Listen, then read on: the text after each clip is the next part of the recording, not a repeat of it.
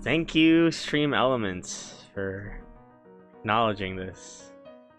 So, what is this? This is the Dandelion Girl. Don't You Remember Me? Which is an adaptation of a short story from a while ago. I don't remember when exactly, but it was from a while ago. And I thought, I want to reread this again. Might as well do it on stream, so here it is. Lots of reading. I'm gonna tire myself out. I'm gonna kill my voice by doing this. But why not, It should be fun.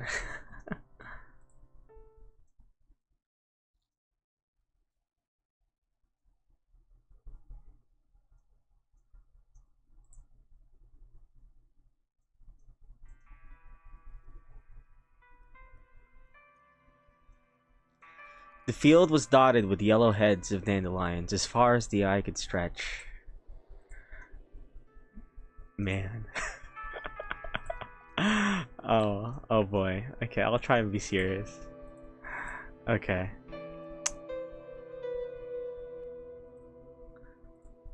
They bristled back and forth gently in the warm breeze, almost begging for someone to pick them up. I'll add it up there.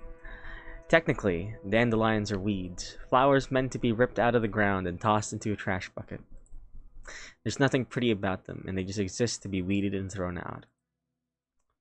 Either way, in this field, under this slice of clear summer sky, they look beautiful. Or maybe it wasn't the dandelions at all. In the middle of the golden-colored field was a beautiful girl in a white dress, dancing in circles.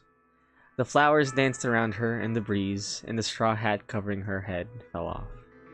Her hair was fair shaded too, darker than the dandelions around her. She let it fall over her shoulders and brush against the middle of her back, and sucked in a deep breath of the sweet summer air. Then she picked up her hat and held it. She didn't put it back on her head right away. Instead, Dandelion Girl grinned and held her hand over her eyes, looking at the bright blue sky overhead, and simply took it all in. It was something poetic, the kind of thing you'd expect someone to describe in a sonnet. Or maybe it was something you'd expect to find in a leisurely oil painting, something warm and comfortable to hang on your wall and gaze at when the temperature gets too cold outdoors. Mark watched the girl and felt a strange and somewhat painful deja vu, as though it was a scene he'd witnessed a dozen times before. Of course, that was absurd. It was their first meeting, and never before in his life had he met such a beautiful girl. But he watched her and felt a feeling of connection. Surely, somehow, somewhere, he had been in this field at this time. Was something like that possible?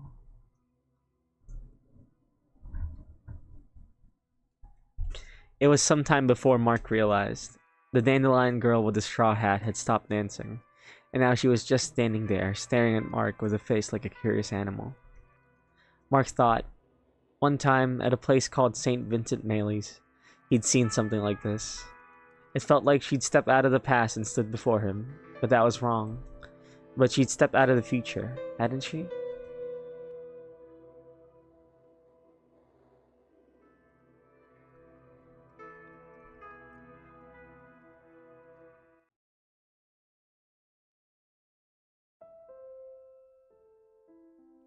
I'd been planning out my vacation for months. God knows I spend too much time in my office shuffling through papers and handling cases, so I deserve to have some time for just myself and my wife now and then. Every year I schedule 4 weeks of time away from my desk, 2 with Anne and our friend Jeff, and 2 with just Anne and me.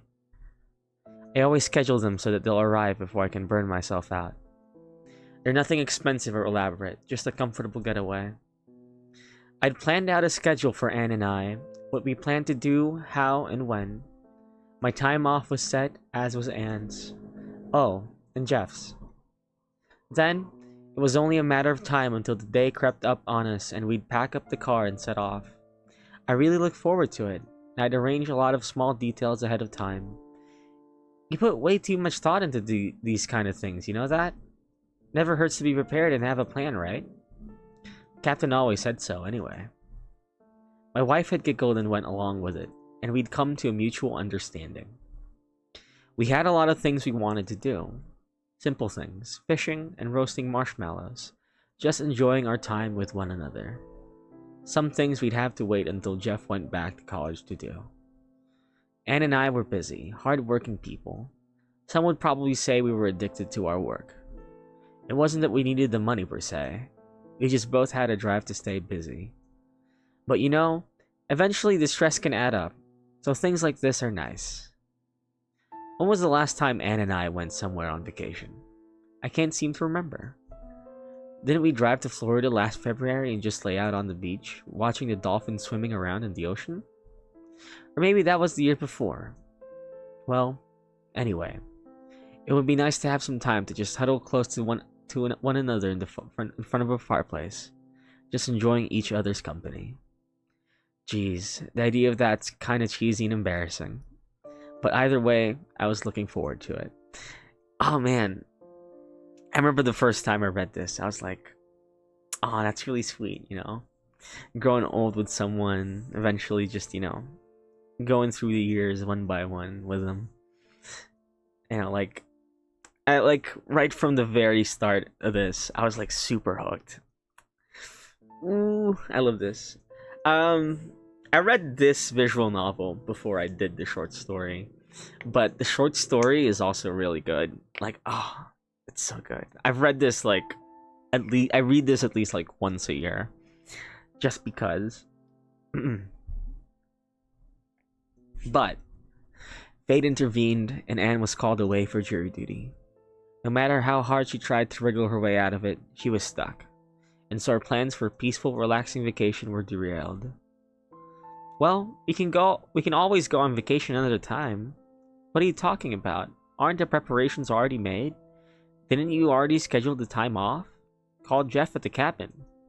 You can't just call it off. Well, yeah, but I obviously couldn't go without her. It just wouldn't feel right. It's not that far away, and the case seems pretty open and shut. Go on, head up there and keep Jeff company, and I'll hurry after you as soon as the case is done with. But you deserve it, Mark. You work so hard and never complain, so just this once, shut up and enjoy yourself. Since the beginning, I've had a hard time arguing with my wife. Is it because she's so persuasive, or am I just a softie? Whatever the case may be, she ends up winning most of the arguments, or at best, we reach a stalemate. Compromise is a nicer way of putting it.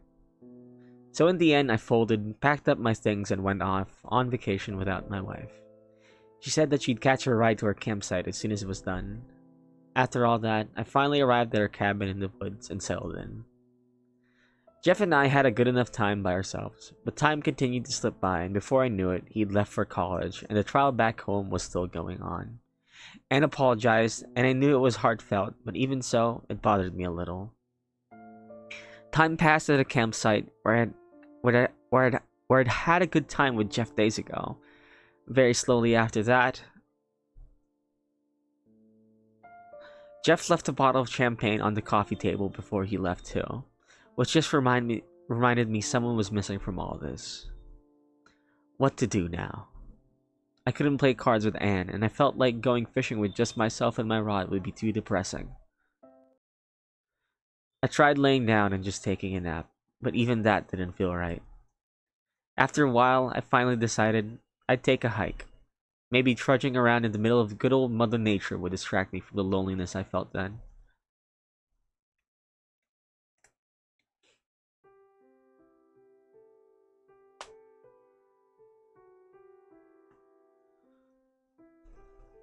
I'm not reading this. This is higher than I remembered. The climb to the top was further than I remembered.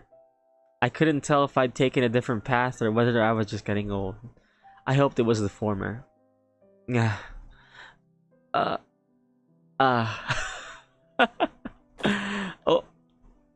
After a few more shaky steps, I managed to reach the edge and finally climbed up onto solid ground.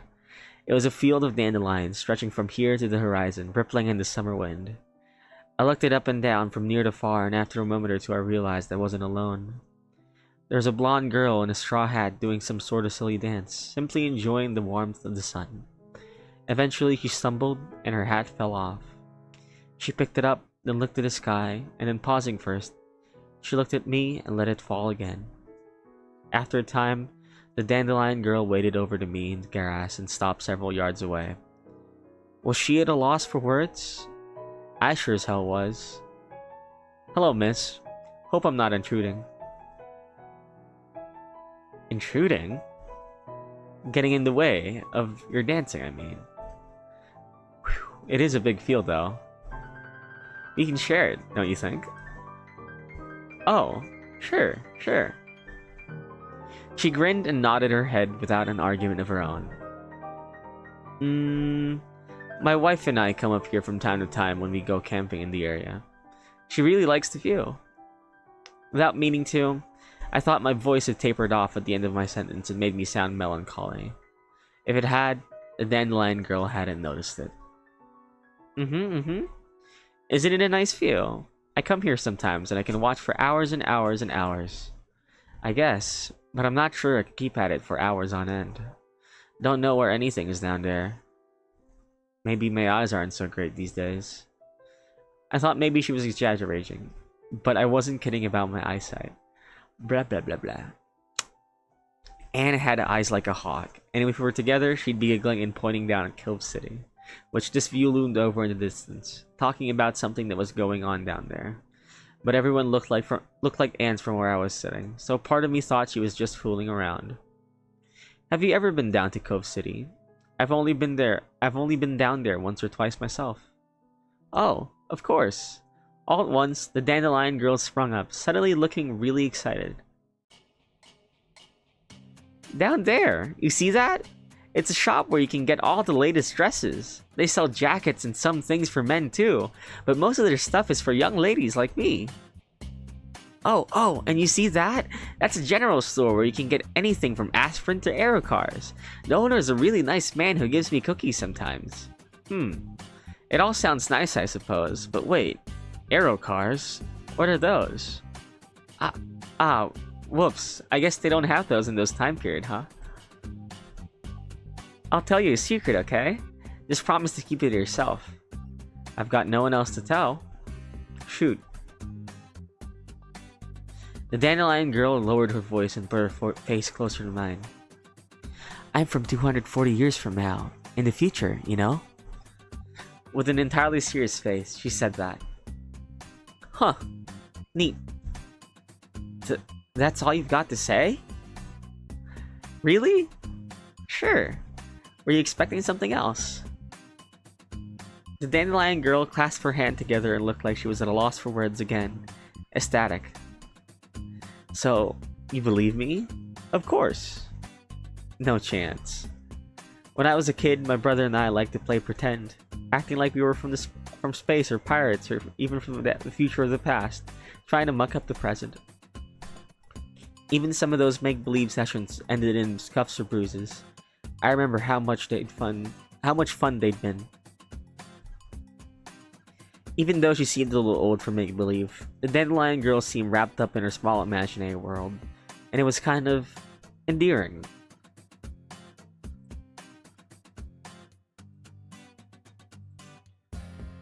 So, I played along, for one reason or another. Mind if I ask you a question? Of course. What is it, Mr... Yes, that's the thing. What's your name? You can call me Mark if you want. Mark, I'm Julie Danvers. You can call me Julie. It's a pretty nice name, just like the dandelions here, don't you think? My wife would say someone needs to pluck them all and throw them in the trash, but sure, I suppose so. Julie shuddered, as the thought of it horrified her. Maybe it did. So, you're from 240 years in the future, right? Why did you come back to the 60s? Why not go further ahead in time, maybe to the next 500 years from now? Why? Why wouldn't I? Everything's pretty dingy and industrialized 240 years from now, you know? I suppose that makes sense. I come here all the time, like I said. Sometimes I'll just roll around in the grass or watch the clouds go by or just lay around and try to get a bit of a tan. although I usually burn. Oh, and you know, the day before yesterday, I saw a rabbit, and yesterday a deer. And today, you. This is my favorite line from the visual novel and the short story. The day before yesterday, I saw a rabbit, and yesterday a deer, and today, you. Something about it just really, just, you know, oh, it's so sweet. You know? There's something sweet about it. It's like really close to the heart kind of line. And here I was, taking it all for granted. I'll have to stop by more often. Don't you live around here or something, mister? Sort of. I go on vacation here from time to time. I've got a cabin a ways back. Normally my wife comes along with me, but... well... she left you behind all to yourself? That sounds pretty mean. No, she had jury duty all of a sudden, that's all. She said it was an open and shut case though, so she'd hurry after me. Well, sounds suspicious if you ask me. Maybe it did. Just a bit. They don't have jury duty or something like that in the future, Julie? Julie shrugged her shoulders. Beats me. I don't know anything like that. So, you find a way to weasel out of it. Why are you laughing all of a sudden? Oh, it's nothing, probably. It's just... I don't know. I haven't laughed in a couple days now. Every day my wife isn't around feels a little bit gloomier. Well, I'm glad I could make you laugh. You're pretty funny, you know. You make me laugh too. Just a little, though. Better than nothing, I guess. I wondered who Julie Danvers was, really. A girl from the future? I was dubious about that, but I did think there was something genuine about her. At the very least, she was a little over-imaginative. At the most, well, she was from the future, so she claimed. But she looked like someone from my time. Even the dress she was wearing looked dated. Huh, could something crazy like time travel be possible? Obviously, I was pretty skeptical of the whole thing. Do you like my dress, Mr. Mark? Just Mark is fine. Sure, why do you ask? Well, you've been staring at it for a while. Unless you have a thing for collarbones. You're a little young for me. Julie puffed out her cheeks and looked indignant. Even though she seemed a little annoyed, it still managed to be cute somehow. It's my favorite dress. I got it a month or two ago. Want to feel how soft it is? Thanks, but I... Sure. Julie scooted over to me, a little closer than I was comfortable with, and did a ridiculous-looking pose for me. So this fabric is from the future, huh? Strange stuff. It was something I couldn't quite put my finger on. It looked like someone had meshed together seafoam, cotton candy, and snow together and flattened them into fabric. Even I didn't believe it was from 240 years in the future. It was certainly interesting. It's nice. And you're right, it is pretty soft. That makes me happy. Well, if you say so. Without much warning, Julie Danvers dropped into a seated position and stared at the clouds overhead. The sky was blue, but the sun wasn't glaring too brightly, so you didn't quite have to squint looking up. Papa would really like to see this. The clouds don't look like this in the future. They're dark and dirty looking, and well... Too bad for him that he's not with you. Why don't you bring him along sometime? If I could, I would, but you know, Papa's an invalid. Oh? That right?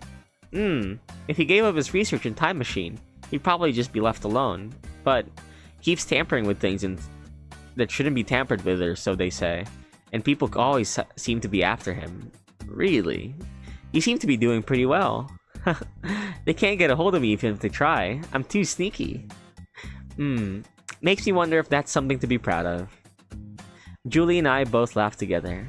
I wasn't entirely sure what to make of it. My father is an invalid part, so I just left it alone. Maybe it was something better off unknown. Well, it was really fun, Mr. Mark, but I should be going. Oh yeah? Going back to the future? For now. Papa needs his supper and I have to clean my bedroom. It's kind of messy. Sounds important. Will I see you again? Again? Tomorrow or the day after that or something? Oh. Of course. Lately I've been coming here every day. I like a little change of pace, and the time machine's affected by the passing of time just like anything else, you know? So I always come here 24 hours after the last trip, give or take. I'll stop by tomorrow then. It's a promise. Right. Dandelion girl Julie Danvers giggled and turned her back to me. It was at that moment I felt it, an inexplicable deja vu. But before I could look into it, try to sort it out or rationalize it, Julie Danvers was already walking off into the distance, eventually growing as small as a speck of sand from where I was standing, and she disappeared.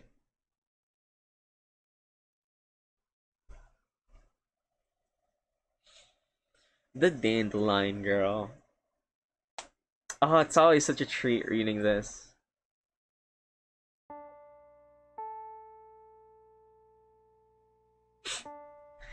After Julie had gone, I returned to my little cabin at the edge of the woods. I realized how quiet everything had become. At first, I thought it was just the silence of the night far away from the city. Then maybe it was because I'd stopped talking to myself. And then after I really thought about it, I realized it was because I'd gotten so used to the soundboard that was Julie Danvers. She was so lively and talkative it made the melancholy quiet of my vacation fade away. And then, she was gone. I sat in my cozy armchair by the phone, smoking and looking up at the knotholes in the ceiling overhead. Occasionally, I'd see an odd shape that looked like something like a face or a tree or something like that. It was more or less like looking at the clouds passing by and trying to make sense of their shapes. Now and then I'd look at the phone, which Anne promised to call me on at 7 p.m., but not once did it ring. I picked up the receiver and tested it, and it was fine. Making and receiving calls worked. Anne just wasn't calling. Must be Wizzy. I wonder who they're trying. I hope they don't break out the death penalty. I'd been to jury duty once. Even though you're supposed to keep the case to yourself, I told Anne some of the details. I won't bother with the grisly details, but it was a pretty scummy guy. The death penalty was on the table, and honestly, I thought that son of a bitch deserved it like a chair. That son of a bitch. Yeah. Anne didn't like the sound of that at all. I thought about Anne sitting at the table, shuffling around her seat, trying to make a point without sounding pushy. I really wished Anne would call, but no matter how hard I stared at the rotary phone on the table, it didn't ring.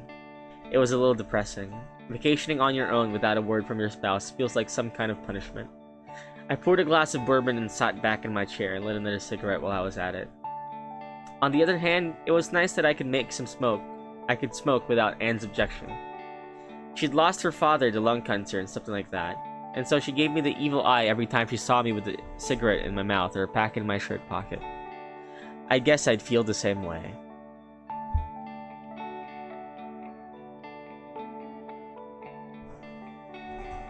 So, for that reason, I usually didn't smoke. At least, not around my wife. After a while, I decided that Anne probably wouldn't be calling tonight, so I stood up, locked the place up for tonight. As was the ritual, I left the porch light on and locked the front door. It wasn't to protect the place from people so much as wild animals. I headed to the bed with my bourbon and sat down. Oh, I'm starting to lose it. I can't talk anymore. I'm not used to talking this much.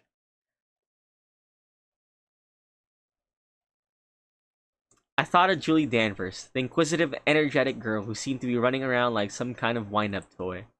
I'd been alone since the start of this vacation, and she was the first person I'd seen since Jeff left and the owner of the cabin came by and checked up on how things were going. I missed her. Come on. She's got to be less than half your age, and you're married. But honestly, I'd been by myself for so long. Could you blame me? I thought anyone would be happy to be accompanied by a cute girl like Julie. I wondered what Julie or Anne are up to. I really couldn't tell. I hadn't heard a word from Anne, and I wasn't sure a word out of Julie's mouth was true or not. I thought of Julie Danvers' story, her explanation of her time-traveling adventures. Of course, it was nothing but fiction, but even so, it was an interesting idea. Why'd I played along with it? I could have shrugged it off and said, right, okay, so anyway, but I hadn't. So why? I think it was probably because the whole thing was fun. I was a serious guy with a serious life living by strict rules. So playing a pretend games once in a while was fun. But in any case, if Julie wasn't from the Cove City of 200 years from the future, then where? It might have been a cottage somewhere deeper in the woods, or maybe she was just from Cove City of today. If she was still playing the role of a time traveler the next time I saw her, I wondered how I would figure that out without breaking her little act. It might be possible, or maybe not. Well, I'll think about it when I see her next. If I saw her next. There was a possibility that I might never see Julie Danvers again, that she was just a passerby like me, but with an overactive imagination.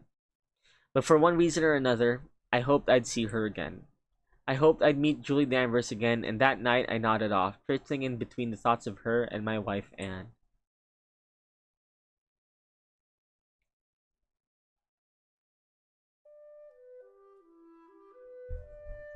Ah, this music is so good. I climbed the rocky slope again the next day, hoping to catch another glimpse of the Dandelion girl.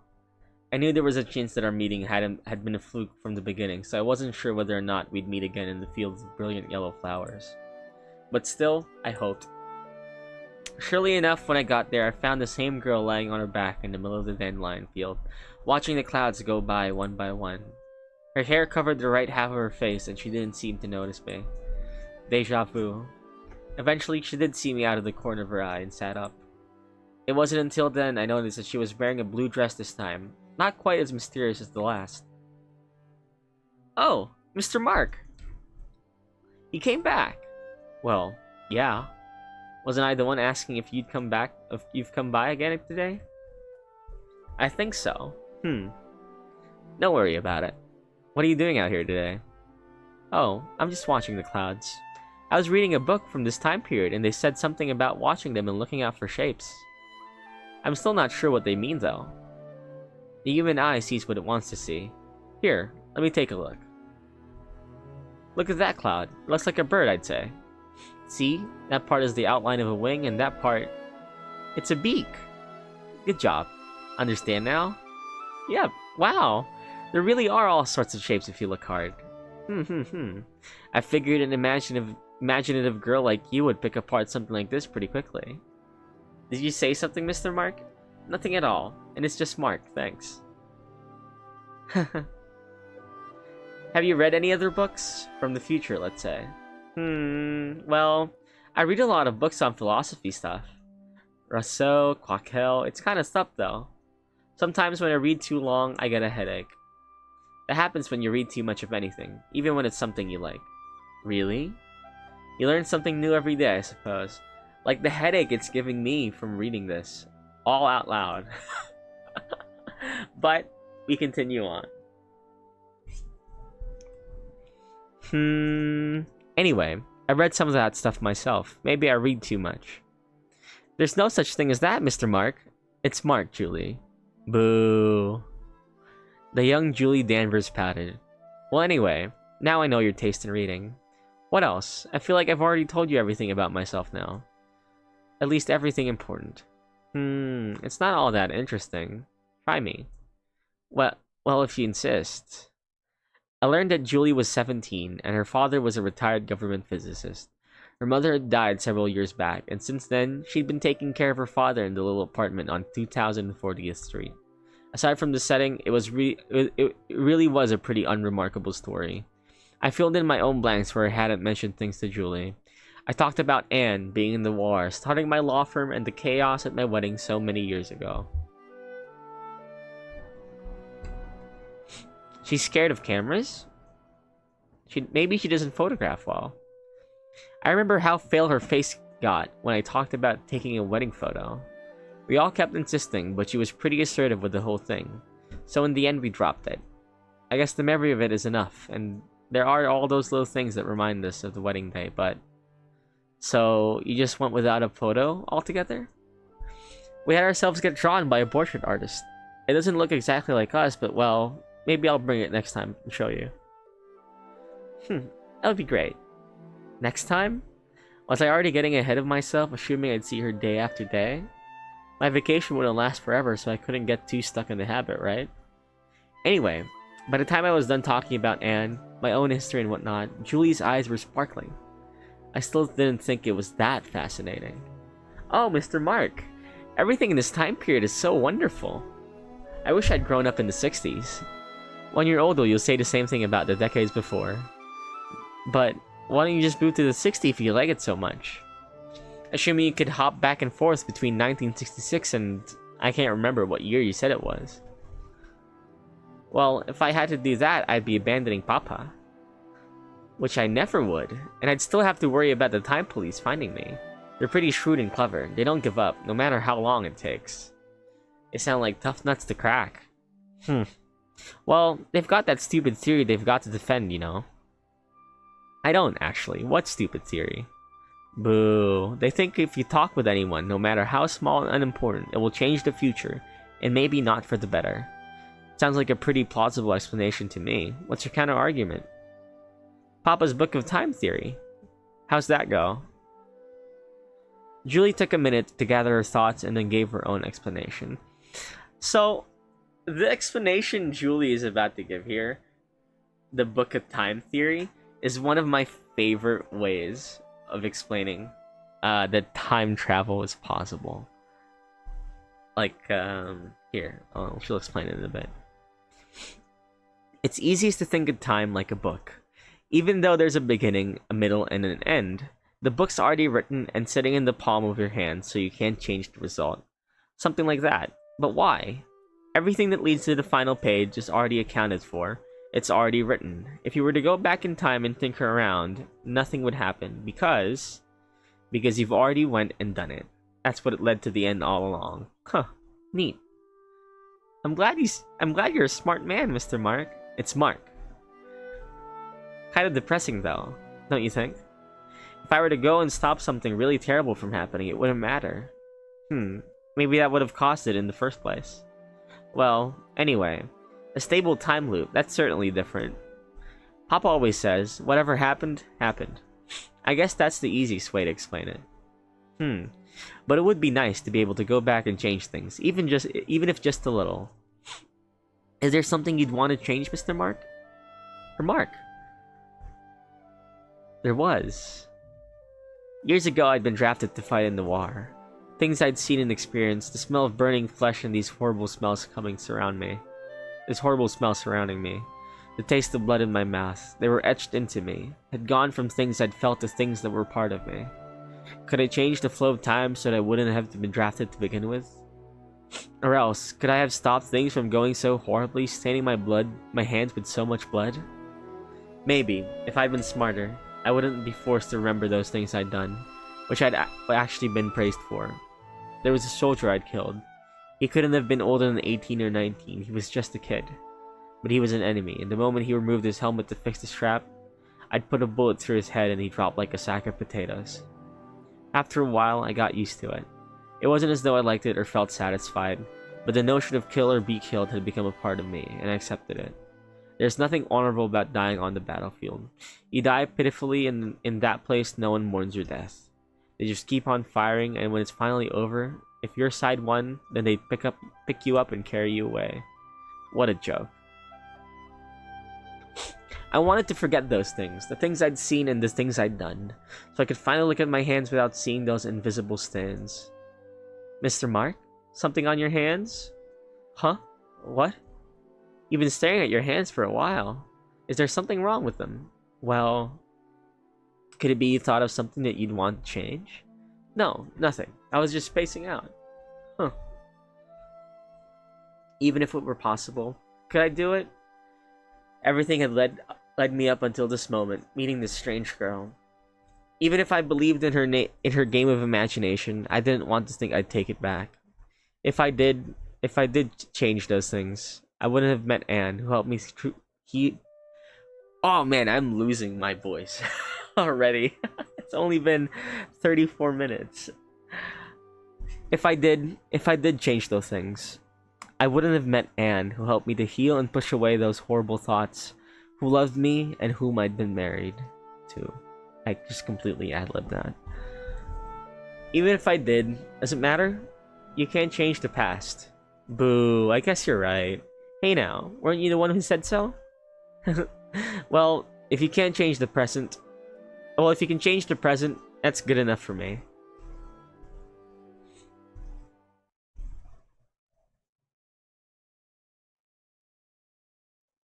The Dandelion girl.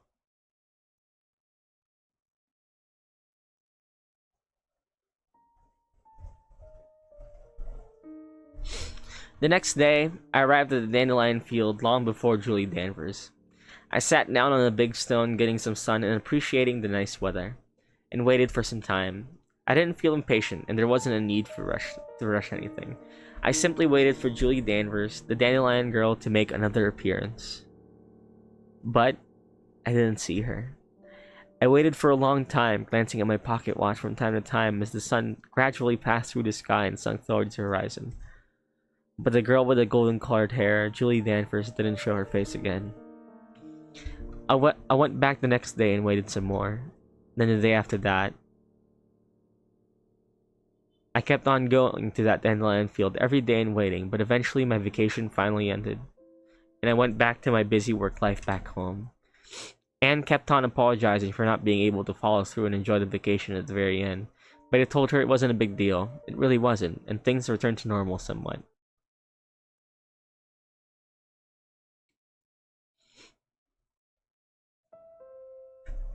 You look really out of it lately, Mark. You think? Yeah, so cut the crap and get back to the grindstone. Even Anne seemed to notice a small change in me, which had formed while I was away from the city, enjoying the company of Julie Danvers. Fortunately, or maybe not, she wasn't entirely sure what had caused it. Maybe that was for the best. It does sound pretty suspicious. There's no one out there where we have our regular vacation, so I figured she wouldn't suspect anything like that had gone on. Why did I feel so guilty? I wasn't entirely sure, but every now and then, as the season started shifting from one to another, I'd drive down to that place. Sometimes with Anne, usually not. And I'd look around hoping I'd catch a glimpse of Julie. But like she'd just been an apparition of or a pleasant daydream, she didn't reappear again. Blah blah blah. But then, eventually, one day she did. I met Julie Danvers again when I was strolling through when I was strolling through the dandelion field where I'd met her months ago, which had been plucked free of the dandelions and filled with real flowers that were surviving and thriving in the sunlight. At least for the time being, shortly before winter arrived when it would kill most or all of them. I saw her, wearing dark clothes that looked strange on her, standing in one spot, staring emptily into the distance. Julie, is that you? Hey, Julie! I hurried over and called her name, but she didn't respond. Julie, that's you, right? Are you alright? Julie. The air of the dandelion girl I'd come to know and appreciate had been wiped away, and there was nothing but a heaviness in the air that made me uneasy. It wasn't the same girl who had felt so easy to talk to before, standing in front of me. I was so sure of it. I'm sorry. I lied. I thought I could make a couple more trips and then everything would be fine. I could fix it, you know? And then we could go on meeting until the day you left to go home, and then... Did something bad happen? It was more of a rhetorical question, but Julie nodded her head just the same. What is it? Papa died. What? Your father passed away? When? I'm so sorry, Julie. I didn't understand. He was sick for a long time, but he always kept his spirits up, and then one day, he got really sick, and by then they couldn't do anything to help him. All I did was jump around through time, having fun, and waiting for him to fix the time machine when it wore down. I never thought they just made him comfortable in the end, and he smiled at me, and he... I'm so sorry, Julie. She wiped her eyes with her sleeve and then continued. I could have set the coordinates to the day right after the date we last met, to the day right after the last we met, but with everything, well, I just couldn't remember them. So sorry, I wasn't even sure if you'd come, so I'd been waiting here for a while. Today was going to be the last day. Is that selfish? I don't think so. So Mark, Before Julie Danvers could turn around and push me away, I hugged her, and to my surprise, she didn't fight back. On the contrary, her body seemed to turn into jam, and she slumped down, leaning against me. I had many conflicting feelings. There was the image of my wife deep in my heart, frowning, and there was the dandelion girl, Julie, whose own heart was full of pain of a different type. You're strong, Julie. You're really strong. So if you want to cry, it's okay. I'm here, at least for now. So... She choked on them just for a moment, and then, gently, The dam creaked as it slowly broke open, and the suffering of Julie Danvers, which she'd probably held back for a long time, started to flow down her cheeks unabated.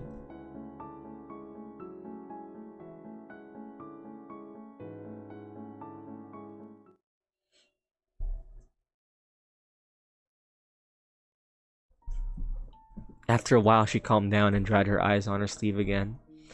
By then, she would actually look at me, and she looked like a completely different person. What kind of person had Julie become? Thanks, Mr. Mark. Like I said, just Mark is fine. That's better. I'm glad to see you're feeling better. Yeah, I'm better.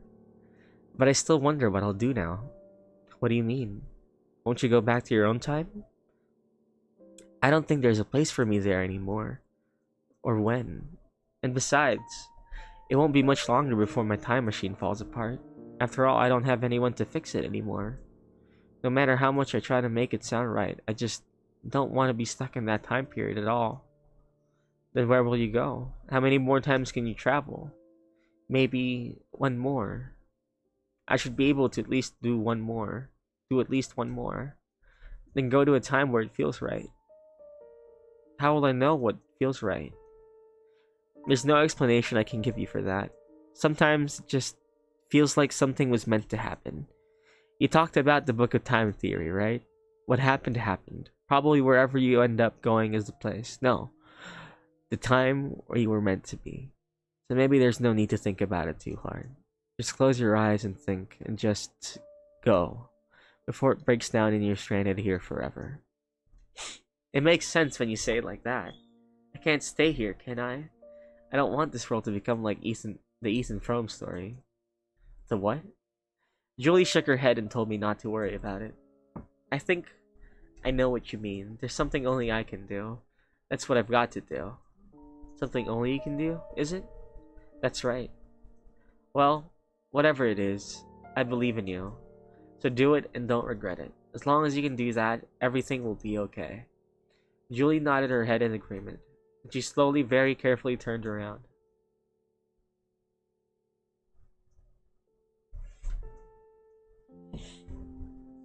Just once, Julie glanced back at me just once, then turned back around like she was embarrassed. And then, a moment or two later, there's a crash like thunder and a flicker of light, and then the image of Julie Danvers disappeared forever.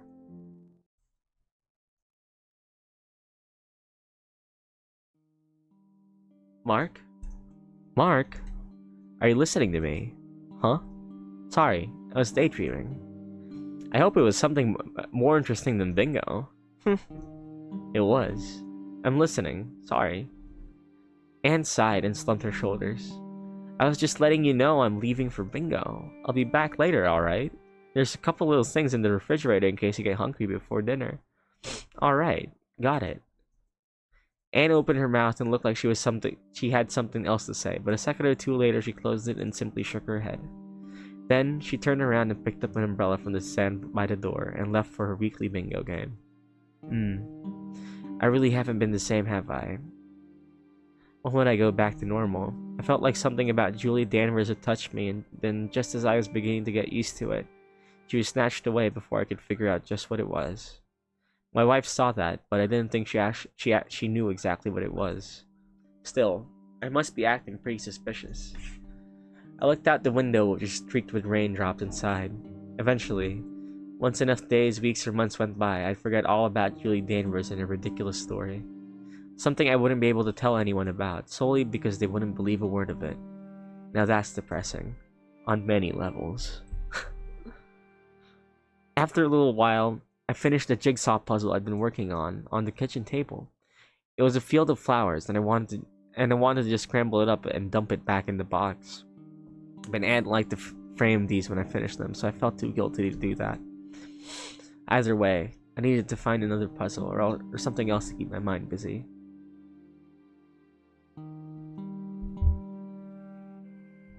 I need to clean this place out. I don't even recognize half of these boxes. The attic was filled with dozens of cardboard boxes, all coated in a thick layer of dust. I didn't remember most of them, even when they had words scribbled on them in marker. Those words didn't mean much of anything, and none of them were legible enough to suggest they really meant something. Had Anne put these up here? I wasn't entirely sure. I'm not much of a cleaner myself. Oh, there's one in here. Ah. Suddenly, a few boxes stacked on top of each other were jerked loose and fell on top of me. Like Humpty Dumpty, it had a great fall, and I was left coughing out the dust in my lungs. Jesus. Learn to stack the boxes right way, Anne. I spent a minute or two gagging and waving the dust away before I was able to get my head straight and stand up. A spider skittered away somewhere. Well, I got the puzzle at least. 500 pieces. That should keep me busy for a while. I was looking just ahead of where the puzzle box had fallen when I noticed it. There was an ornate-looking suitcase with a rusted lock. It was big enough to hold a lot more than the usual luggage. It must have tumbled down from somewhere with the rest of the boxes. That lock, which must have been shut for decades now, had broken, and the case flipped open automatically. Inside was a bundle of papers, a dress, and a dozen broken pieces of dark glass in a box. The case belonged to Anne. Just after we'd gotten married, she showed up with it, blushed, and told me it was a bundle of embarrassing sentimental things from her father. It didn't seem like much of a big deal, but she'd made me promise not to open it. She'd even go as far as to lock it up tight, and as far as I knew, she'd lost the key. She joked that she'd swallowed it. That was a joke, right? Embarrassing sentimental things. I'd always wondered what she meant by that. So even though I was going against my word and looking through things I'd promised not to, I couldn't help but be curious and see what she was so ashamed of. It would probably be okay as long as I did my best to shut the case again, tuck it away somewhere inconspicuous and not bring it up in front of her. But what the hell is this stuff?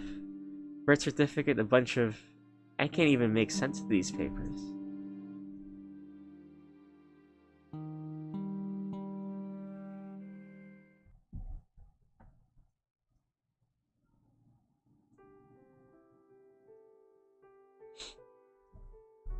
Everything's all set, right? That's right. Getting nervous, Mr. Randolph? The tuxedo looks fabulous. Oh, or is it the flower arrangement? What makes you think I'm nervous? I don't know. It could be your shaking hands. Sorry, I'm just ribbing you. All in good fun. Right. I'd never been to a wedding before, so my own was pretty disorienting. I didn't have a damn clue where anything went or how to proceed. Thankfully, we had someone to direct it and put everyone in the proper place. It was someone Anne had met on a business trip, apparently, and she seemed to know what she was doing. So hypothetically, everything should work out in the end. But still, I felt something uncomfortable settled in the bottom of my stomach. The bridesmaids, the best man, all the usual details of a wedding were sorted out, accounted for, and we'd rehearsed everything without a hitch. In that case, why was I so nervous? It wasn't as though I was getting cold feet, right? I guess anyone would be nervous. I kept telling myself that again and again, but it didn't seem to help much. I just shook my head and struggled to swallow the lump in my throat. Mark? Are you in here? Yikes. There's the lady of the hour. I'll make myself scarce. Scarce. The woman giggled and made her way out, and I heard Julianne's voice fill the room. Julianne. Oh, there you are. Not going to freak out about seeing me beforehand, are you? I'm not a superstitious man. It takes a bit away of the surprise, but what does it matter? You're beautiful. Everything's going to go just fine. Oh, I love this story so much. Anne took a seat next to me on one of the pews where the woman had been moment to, and laughed. Unlike me, she was in pretty good spirits. Superstitious, huh? You're not a religious man either, come to think of it. Whatever happened to that? We're getting married in a church after all. I don't know. I think maybe I lost sight of the whole thing when I was deployed. Some of the other guys on the battlefield, they prayed when things got tough. Not me, though. So what? Is the marriage thing a farce? Maybe we should just call it off. You're joking about something pretty serious, aren't you? Come on now. You know I don't mean it. Right. I wonder what Papa would think of the whole thing himself. What do you mean? The two of you would have gotten along pretty well, you know? He was a man of science. He'd say all of this was a load of nonsense. Not the marriage, just the church. The priest, all of that. Kind of sounds like he was a bit of an insensitive guy. You think? Maybe. The two of us laughed together in the empty church where we'd get married tomorrow. Well, I think everything will go well. Just don't get cold feet now, okay? You embarrass me wearing this beautiful dress. I get it, I get it. Why are you wearing the dress now anyway? Don't you have something more breathable to move around in? I do, but hey, I wanted to take it for a spin sometimes. Oh, sometimes. Where do you get? Goofball. Tomorrow, this place would be full of familiar and strange people, and the two of us would get married. Even though everything had been said and done, I still felt extremely anxious. Everything would definitely be fine, so why did I feel so uneasy? Maybe it was the feeling of finality. Once you're married, there's no going back. Till death do us part and all of that. Still, I'm glad I met you, and I'm glad we've arrived at this point. I love you, Mark. It really was fate that I met you. Come on now. You're embarrassing me. The day before yesterday, I saw a rabbit. And then yesterday, a deer. And today, you. Since that time, wonderful things have happened one after another. At first, all I could see was that cute little rabbit. And then I found that deer. And now, at the end, I found you. At a loss for words? Yeah, it's just what? I don't know. I'm having this really bad case of deja vu. Is that so? Oh, what happened. That's what Papa would say now. You think so, eh? Yes, I'm pretty sure. Anne smiled sadly and swung her feet back and forth underneath the pew. For a moment, she looked like a restless child sitting through Mass. It's a shame he couldn't make it to see this. Right. I wonder if he'd think I looked beautiful too. Good question. Anne, I've been meaning to ask you something. Oh? Yeah. Why are you so hesitant to get your picture taken? It's our wedding after all. We'll remember it for the rest of our lives, and it only happens once. Don't you want some sort of memento? It's not that I don't want to remember this wonderful day. It's just that, well, it's impossible for me. I can't really say why, but, it's okay. We're getting a portrait done, so it's not a total loss. Thanks for understanding my feelings. Never said I understand those. Anne giggled. What happened, happened. The day before yesterday, I saw a rabbit. And then yesterday, a deer. And today, you. At last, I understood. The feeling of deja vu and familiarity that I couldn't wipe away, which had been plaguing me ever since I first met the Dandelion girl, Julie Danvers. That night, the evening before we were married, I fell asleep with a slightly puzzled feeling, like something still wasn't quite right. Decades later, I finally understood.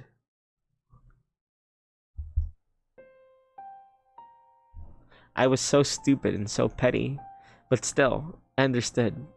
At the very end, I was able to understand Anne. I walked to the bus stop where I knew it would drop Anne off after her bingo game. I waited, not just for a single hour or two, or even 2 or 3. I sat on that bench underneath the feeble-looking bus shelter and waited for a long time, until Anne came to return from her bingo game. Eventually, that bus rolled up and several people got off. After a little shuffling, Anne stepped out too, and I gave her a start. Unsure of what I was doing here, she just stared. She looked into my eyes, and after seeing some understanding at last, she looked weak in the knees. I get it now. I understand everything. Not wanting to have your picture taken, the uneasy feeling I had the night before wedding, the sensation of deja vu, the reason I felt so love-stricken. All along, it was you. You were scared. So many years have passed since I met you at my practice, and we've grown old. I fell in love with you this year, and you returned to the past. Then I fell in love with you again. I don't care how old you've gotten. I don't care about any of that. Just knowing that you and Julie are one and the same makes my heart so happy. Mark. Mr. Mark. I fell in love with the young you. I guess I fell in love with you twice in that case. But seeing the young you doesn't change anything. I love you, Anne. Mark. She ran. Anne ran and hugged me and buried her face in my chest. And she cried, and I felt yet another sting of deja vu. Months ago, Julie Danvers had done this too.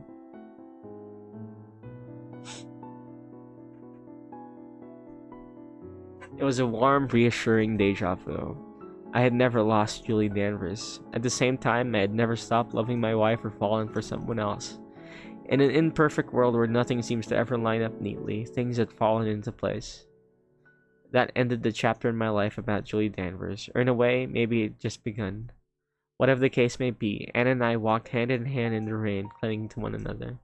Anne joked that I might have caught a cold, but she said that would be okay since she could nurse me back to health, and I knew she would. After a while, the rain finally stopped, and we looked up at the sky. The bright, beautiful sky began to peek through the clouds, and I thought it looked like the sky I'd seen when I first met the Dandelion girl.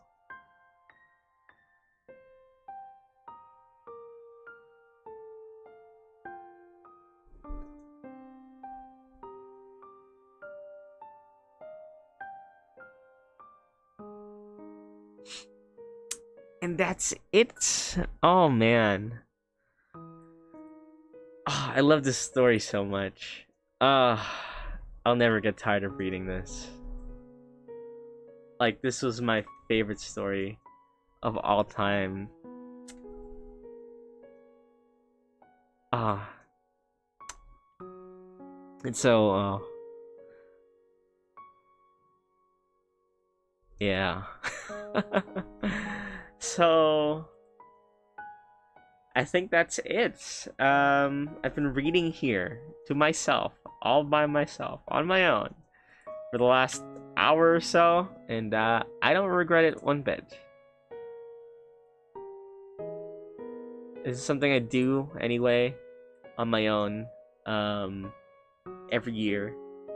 It's the same with Katawa Shoujo, which I read every January.